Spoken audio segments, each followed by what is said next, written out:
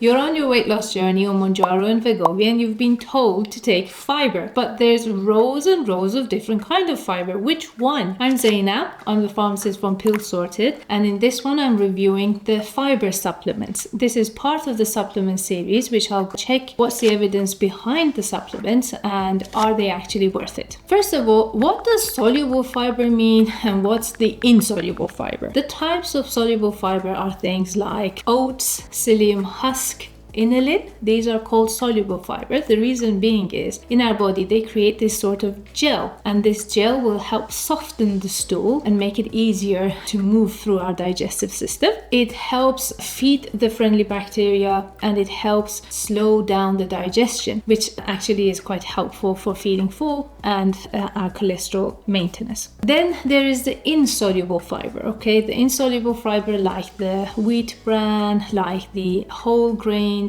or the skins of the vegetables. These add a lot of bulk and they speed up the transit from going through the digestion. They're great generally, okay, but they can cause a little bit more of bloating. Let's look at the different supplements that are out there. One of the most famous ones are these isfahola husk ones. Again, this is another version of the, okay, so these are the isfahola husk ones. These are the soluble ones that what they do is they form that gel in the digestive system. So they absorb water back in, they make that gel, they make everything softer as well as helping it get through. There are the inulin and chicory root based ones that make these fiber gummies. So fiber gummies usually have a soluble fiber as well, like the inulin, like chicory root. They can cause more wind and bloating though, but fiber gummies are easy to take, so that's what people like to take as well. If I compare which one gives you more fiber, the fiber gel gives you a lot more fiber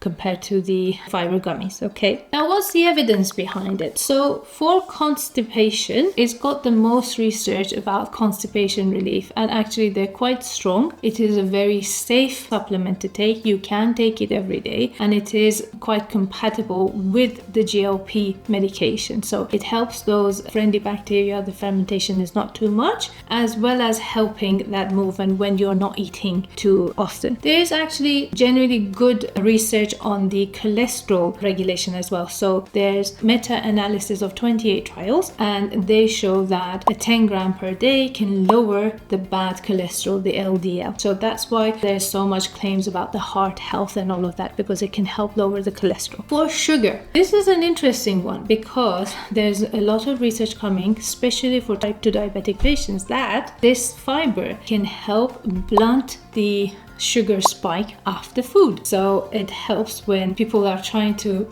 not have too much of a glucose spike after their meals. This is one of the good ways. This fiber is one of the good ways to bring it down. Okay. And if I quickly touch base about IBS, irritable bowel syndrome, the NICE guidelines actually recommend soluble fibers for treating IBS because it helps regulate the digestion. These ones, the fiber gel or the Dispel, they usually come in sachets that you mix into water and you can take it on a daily basis. Now if I compare it versus the superfood that have got a lot of fiber, so these have got a huge comeback as well, and you can see them advertised quite a lot too. So chia seeds has got soluble fiber and it creates a gel very close to the fiber gels and the psyllium husk, and it's 10 grams, usually 2 teaspoons, so it's quite good. Flaxseed as well, it's got both soluble and insoluble fiber. You can have it milled, you can have it ground, but again 2 teaspoons is the important things, and it really is good for helping that bulk forming and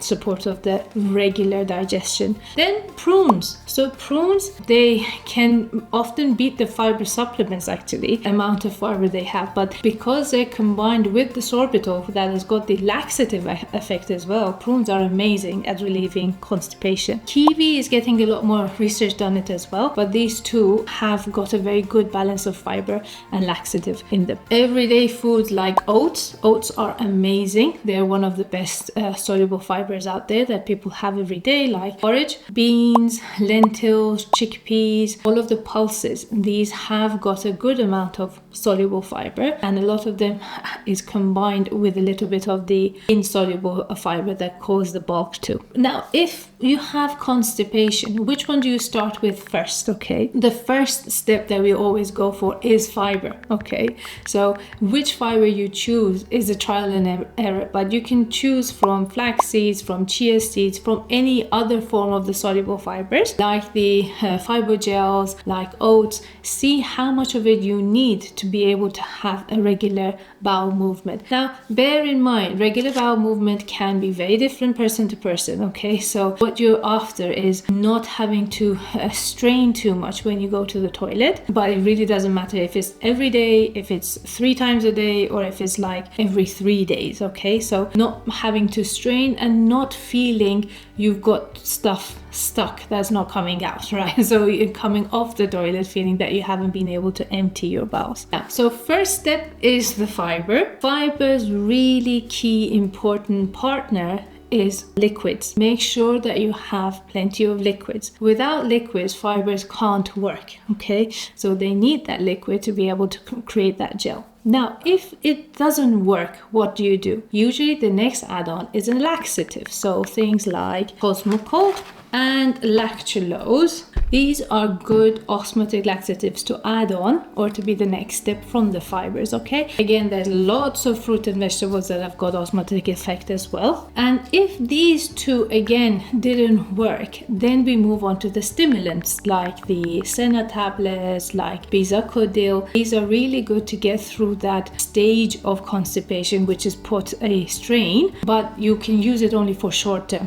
Don't use it too often and too long. Okay, and if you're taking other medications or have you started the supplement that has caused the constipation to get worse, make sure that you can stop those and then add them more gradually. Is there a risk for taking fibers? Actually, it's extremely safe. It's a very safe supplement. The only caveat is actually having liquids with it. Okay, so if you have plenty of liquids, taking fibers is absolutely fine and you can take it forever. What's the pharmacist's verdict? Is it worth having them? Definitely. Fibers are definitely great for constipation relief. They have a added bonus that help with supporting your cholesterol and blood sugar. Okay, I would recommend the fiber gels and psyllium husk more than the gummies though. Okay, they're more effective for constipation relief. As a recap, making sure you don't get constipated is really, really important. The number of people that tell me I've got chronic constipation, as if this is an okay thing. It's not. Okay, so let's help and make sure that you don't get chronic constipation. Fibers are perfectly safe and you can take it every day. There will be some fibers that work better for you and your,